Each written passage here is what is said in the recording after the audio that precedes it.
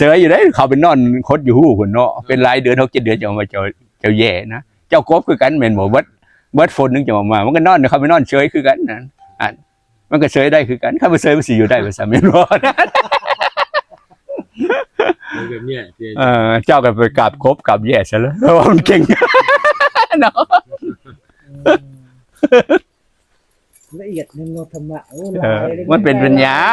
เป็นความรู้ความสามารถความฉลาดแปลเป็นลายมันเป็นความฉลาดเป็นห้องปฏิเวทธรรมแตกฉานในความรู้ความเห็นความปัญญาคำเดียวแตกฉานความฉลาดเฉลียวจังว่าคันบ่รู้ลีนี่ยากอยู่เด้ยากเข้าใจอยู่เด้จังว่าพิษกันนะยึดสายไผสายมันอาจารย์มันเอาตีกันว่านี่อาจารย์กูถืออาจารย์มึงบ่ถือสายกูถือสายมึงโดนตีกันแล้วบ่ได้ไปเบิ่งกันในคลิปนะตีกันตะพึดตะพือเฮารู้ว่าเอานำเด้อวะเอาสายพุทธเจ้าเอาไปตีกันไปเอาสายพุทธเจ้าพระพุทธเจ้าได้เห็นนำเพิ่นแล้วเห็นนำเพิ่นรู้นำเพิ่นจบแล้วส่วนมากเขาบ่เป็นนั่นแหละเอาสายไผสายมันอาจารย์ไผอาจารย์มันอันเดี๋ยวมาตีกันได้บ้านว่ากันนะมึงถือกูถือมึงบ่ถือกูถือมึงบ่แม่นกูแม่นนะแม่นว่าส่วนมากเป็นนั่นนะ